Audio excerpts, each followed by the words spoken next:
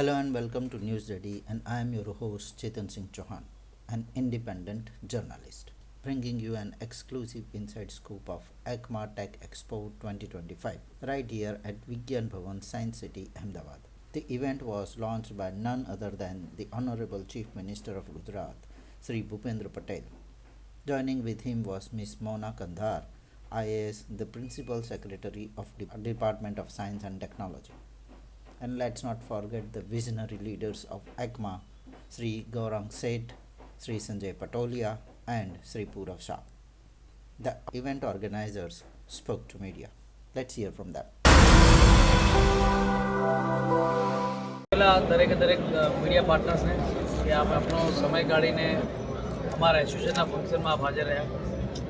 Basically Ahmedabad computer merchant association 27 વર્ષ જૂનું association છે અમારું, અને આ એસોસિએશન ઘણા વર્ષોથી અલગ અલગ પ્રકારના કાર્યક્રમો કરતું આવ્યું છે. એમાં CSR એક્ટિવિટી બી અમે કરી રહ્યા છે, અને આ એક એવી પહેલી વાર અમે પહેલ કરી છે અમદાવાદ કોમ્પ્યુટર મર્ચન્ટ એક્માએ, કે જેનાથી એક્ઝિબિશન તો આખા ઇન્ડિયામાં ઘણી જગ્યાએ થાય છે.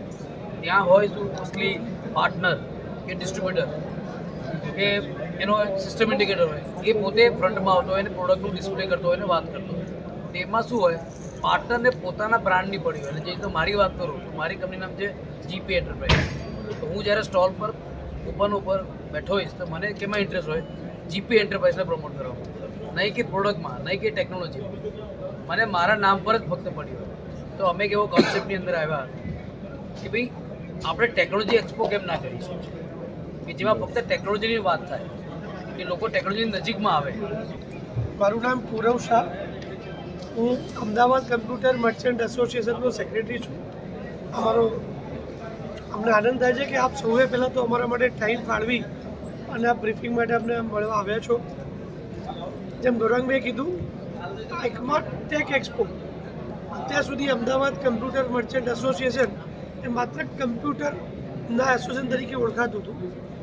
આપણો પ્રયત્ન એવો રહ્યો કે ટેક એક્સપો એટલે ટેક એટલે બધી જ ટેકનોલોજી જે આપણને દિવસે દિવસ જે જરૂર પડે છે, જે ટેકનોલોજી તમે વાપરો છો, એ બધી જ ટેકનોલોજી એક જગ્યાએ જોઈએ બતાવી શકાય. તો એ પ્રયત્ન આપણો હતો.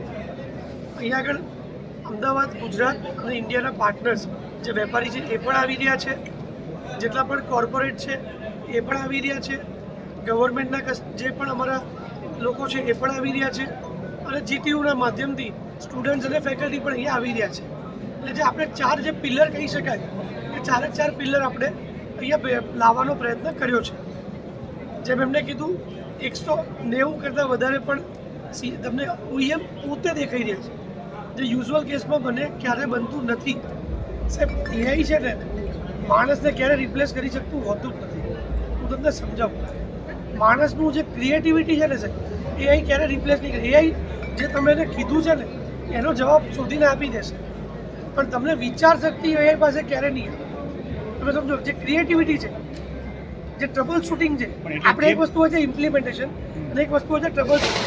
સાહેબ, 2000ના વર્ષથી જ્યારથી ગૂગલની ક્રાંતિ આવી છે ત્યારથી લગભગ આપણે કોઈને કશું શોધવા માટે કશું જવું પડતું નથી, બધું જ અવેલેબલ છે. સાહેબ, AI શું કરે છે, તમને એક સંકલન કરીને પીરસે છે સાહેબ.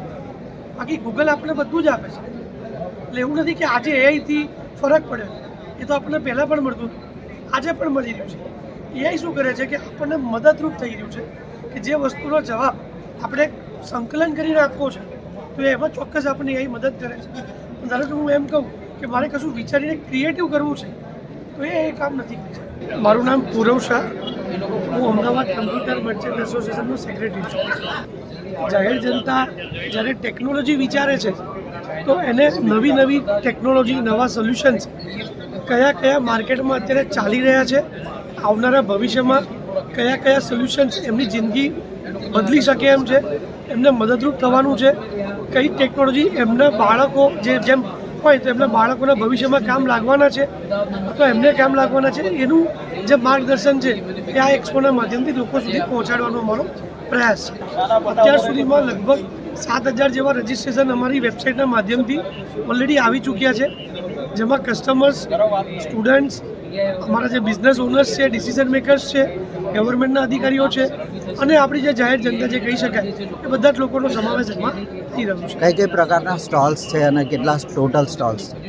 જેમ મેં કીધું, અમદાવાદ કમ્પ્યુટર મર્ચન્ટ એસોસિએશન એટલે જે આઈટી ઇન્ફ્રાસ્ટ્રક્ચર જેને કહી શકાય, જેમાં હાર્ડવેર, આઈટી સોફ્ટવેર, આઈટીને લગતા સોલ્યુશન્સ અને સાયબર સિક્યોરિટી, એઆઈ જેવા જે વિષયો છે એને અમારે કવર જે કરે છે એ હવે અમારી કંપનીઓ કરી રહી છે.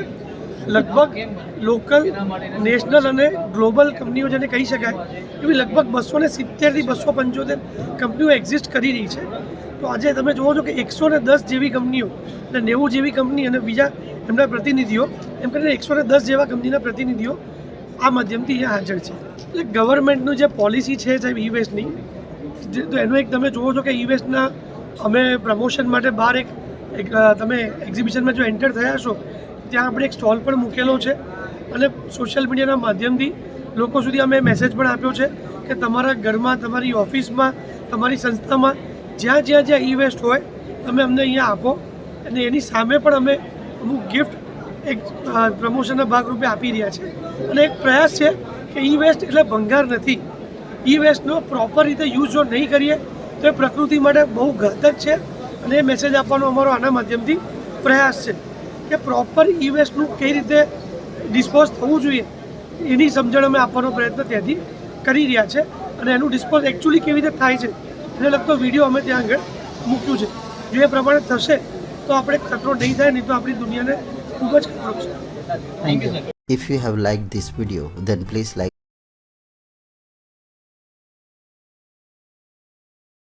and subscribe to our channel.